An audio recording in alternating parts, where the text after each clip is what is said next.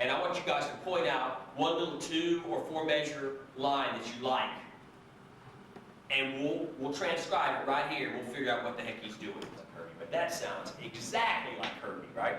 So let's find a line in here. And also, this is something we haven't really done in here, is learn how to transcribe something that's relatively fast, right? How do we pick it out, right?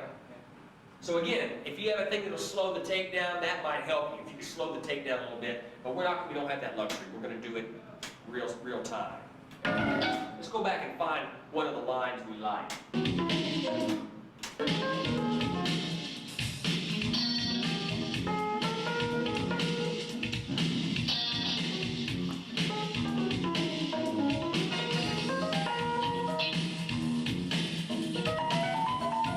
Let's get that one right there. Right?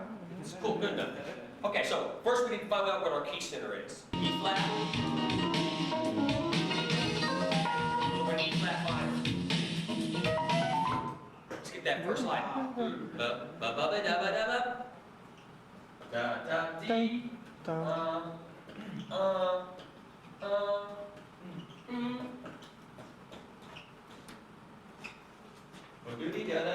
We're just playing over like E flat minor 9, right? All right, now E flat? E flat minor, yeah. E flat minor. B. Okay, so that's what we've got so far. There's what he's doing. So this little line right here, what scale does this look like to you right here? If you had to put this into a pentatonic sound, what pentatonic scale is this with A natural, E natural, F sharp, C sharp? A natural. C sharp minor. F sharp minor pentatonic. Minor, F. Right? Alright. So, he's going from E flat minor tonality, and he's playing F sharp minor pentatonic on the top of it. So that's the minor pentatonic scale up a minor third. So let's see if we can transfer that now. Now I want you to go to, let's go to D minor pentatonic. Go to D minor pentatonic, and just set up a groove for me. Something in D minor. And I'm going to try to use this device the same way. I'm going to use the major scale, a whole step up, and I'm going to use the minor pentatonic scale, a minor third up over D. Try it. Just groove something for me.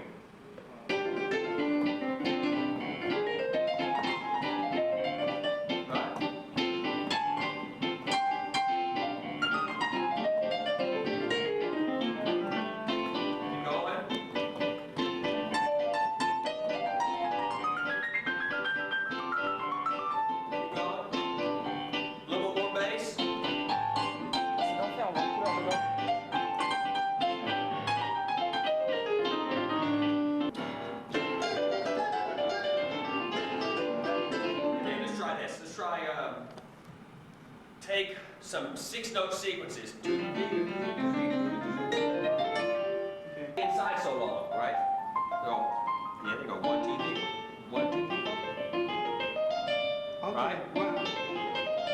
Okay. So that it's in, out, right? Or right? So you come up and you on the strong beat you come back in. You going?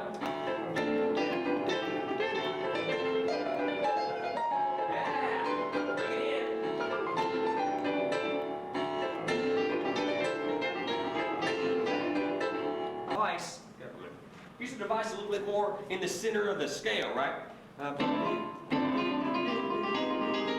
Right? So, right? It doesn't have to keep going way up here, right?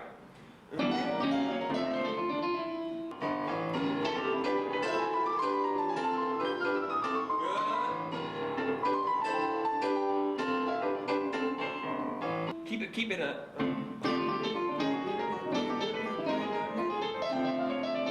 Keep it all right in the scale. Super en couleur. Dedans. Ouais, moi je vais tout comme ça. Try it again. So yeah, don't try E major. If you want to try E major, try try arpeggiate an E major triad over the D. Image And over the D. Il y a une petite pile. C'est la batterie. Ouais. Again.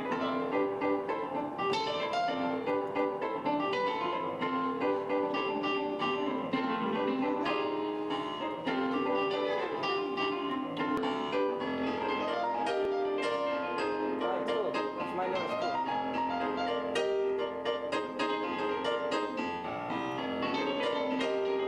Look at this twist we're going to get out. A flat minor pentatonic, right? A flat. Go back to E.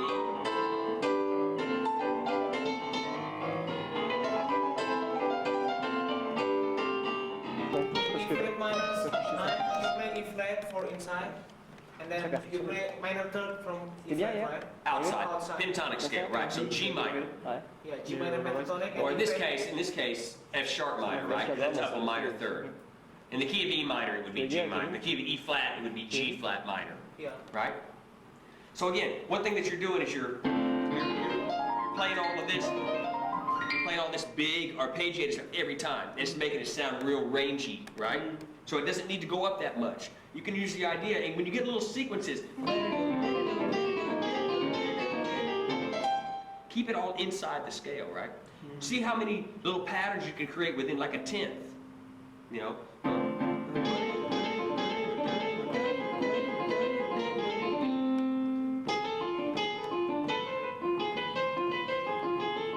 Right? And again, against this, that'll take you really out there until you come back into D. And then we old Columbia Records Headhunters albums. There's like 4 or 5 of them, and it's Harvey Mason and Benny Maupin and Herbie Hancock and who plays bass on those? Can't remember who plays bass, but it's that stuff. It's 1 chord grooves, Yeah. and Herbie playing Fender Rhodes doing that stuff. And it's just, there's just a well of stuff on there. It's There is great. 1,000 nicks inside. Yes. You can use. You know who else is really good at that? Is this guy named Alan Pasqua. Plays with Alan Holdsworth every once in a while. He's got his own records, but there's a Tony Williams album called Believe It, and it's Alan Holdsworth, Tony Williams, and Alan Pasqua, and whoever the bass player is on that, I can't remember either. But he's also very good at that same technique, that inside the outside pentatonic kind of playing on 1 key center.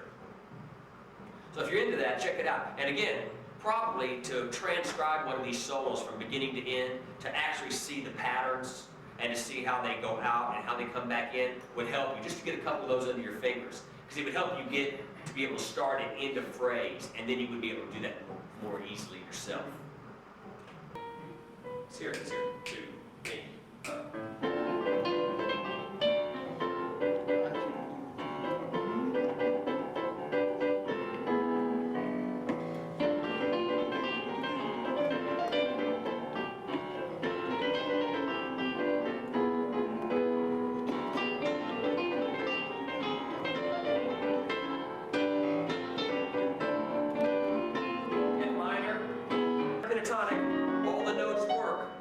F sharp minor pentatonic. This one's still inside. That's outside. That's outside. This is inside. That's outside. So half of that scale scope keeps you inside the tonality, right? Whereas when you play G major, that's way outside the harmony, right? None of those 5 notes, G major pentatonic, are inside of E flat minor. So that when he does that over this, that's why that's much more dissonant. So finally, when you know how to use it, you can check. I mean, each. Well, you know what you'll find out when you start getting the proper technique and the proper ability to go out and come back in. There are no notes that sound wrong. Depending on what part of the beat you put them on and how long you stay out there. I mean, you listen to some of the stuff Scott Henderson plays. If he slowed that down and stayed on those notes longer, it would sound very dissonant. But it's building so much energy rhythmically, you start losing the fact that it's dissonant against the key center, right? Because you'll hear this note, but in the course of a line, it's not slapping you in the face. You know, when you hear like, you don't hear that note for like this long, right? So it just builds energy. It It doesn't go like, oh, you can't play flat 2 against them. Yeah, you can. As long as you don't go. Right? Now try this. Now, while you're doing that, go with your left hand and play 4th voicing on D. Right? And whenever you imply F minor in your right hand, I want you to imply a 4th voicing built on F in your left hand. So either go up like that, or go up to F and build 4ths. So inside you play D. It's supported here, right? Right. And voicing from D minor? From D, yeah. So D, G, C. Right. And then when you go to F minor, go to like F, D flat, E flat, or E flat, A flat, D flat, right? But I mean, I can choose all the voicing built on the scale. Yeah, but you probably won't need to go up that high. I'm just saying, real importantly, when you go out, try to support it with your left hand. Yeah. Support the chromaticism. So with the 4th voicing based on the root. Yeah? Yes. Okay. You got all those little little scale sequences. 1, 2, 3, 5. 1, 2, 3, 5. 1, 2, 3, 5. 1, 2, 3, 5. Right? It's like kind of John. It's kind of Coltrane kind of sound thing. But do that over one key center. Inside. Yeah? And here. That's all from that, isn't it? But you're looking at it like just that part of the F minor pentatonic scale. It doesn't always have to be the whole thing. Okay. Or the whole 4th, you think. Last week we talked about that kind of 4th kind of thing, but we're keeping it all here and not there. Let's try that again. Kevin, what is a sequence? Sequence is when you take any melodic pattern and you just move that melodic pattern to a different scale. Right? So I just say like, Contente, maman. On va devoir se I battre. do Être contente, maman. On va devoir se battre. Hein? That's called sequence. That's a classical device. It's very old.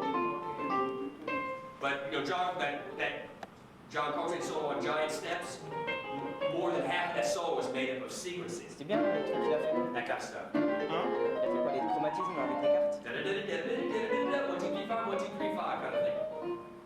Tu pars à l'envers? Yes. La carte. Every time I can't hear orgasm. En montant? Groove. Ouais, c'est bon ça, ouais. Mais ça le fait des fois, dans l'ensemble. I didn't see you. It's Pour always Rebecca on Boy, hier, c'était tout Thursday. gros. Did you think it was on Monday? Ouais, You know, c'est Thursday. vachement petit. Oh, yeah, I'm always here. Always. Ask anybody. Ask Raphael, he knows Il y a best. eu 2 notes belles, quoi. Let's try it now. Real inside, within 1 octave, Dave. Last week.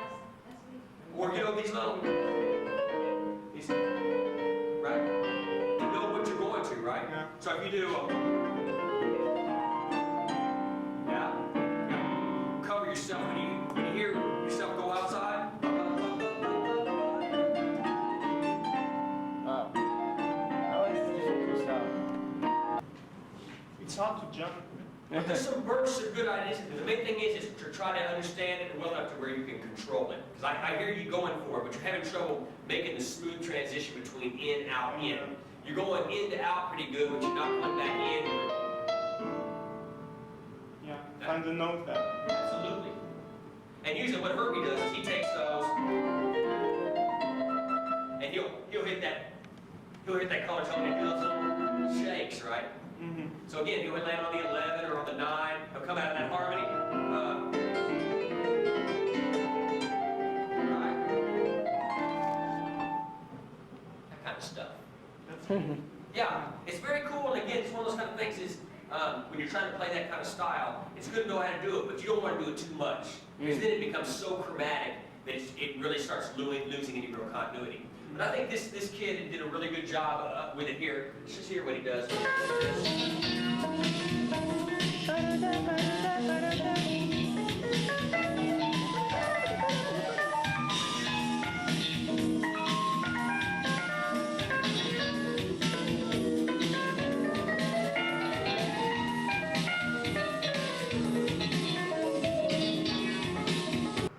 Right now, because you're kind of grasping the subject, measures. You're just kind of going out and you're kind of leaving it out there, right? That's right. What, again, speed has something to do with it, and playing it on weak beats, right? You know, if you look at bebop playing,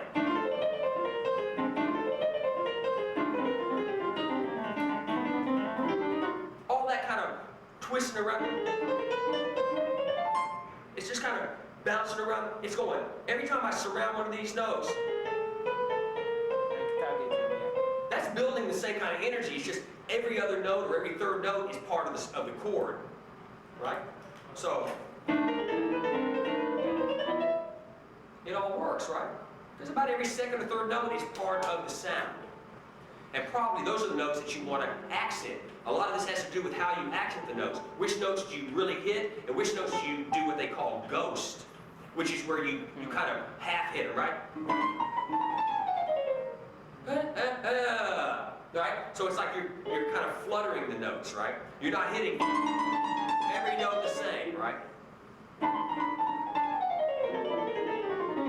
Yeah? So it kind of bounces a little bit. So for arpeggio, what do you use for the... Okay, the most common arpeggio in a minor key to get that sound is to take the major triad a whole step above the root. So if I'm playing an E flat minor, I play F major triad. That's the most common one, right? Major triad? E flat minor, like this. Whatever the key center is, play the major triad a whole step above the root. And it'll bring out the 9, the sharp 11, which is where the sound's coming from, and the 13. One step, bro. Whole step. C'est comme presque pareil. So if I'm playing a D minor, there's E, right? If I'm playing F minor, that's probably one of the most common ones to use, right? So you need the D minor, you play the E major. E major triad. E major triad for arpeggio, right? Penalty. Does that make sense? But if the C major, how about the No, this is only C minor stuff. this minor? Minor. Stuff. Yeah. Another thing, it's kind of rare for you to see these kind of tunes with one key center and it being real major, because that's just too happy, right? So usually when you see these one key center kind of playing, it's usually minor or dominant. It's not usually major. Equal the key center 9, sharp 11, and 6. That's exactly 13, and that's exactly what it's outlining. And again, if you listen to that sound, you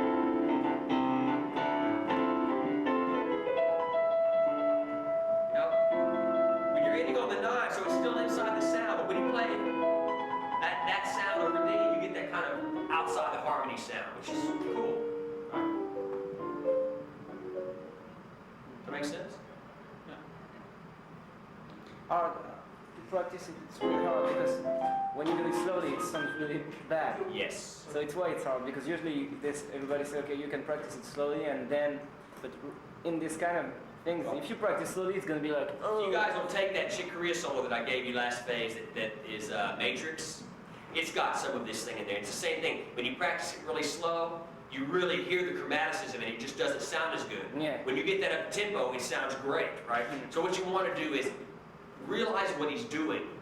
Go in and while you're learning it, realize what device he's using. So then you can take it to another song and play it at your own speed in a different key or whatever. Or take 16 bars of that solo and learn it up to speed.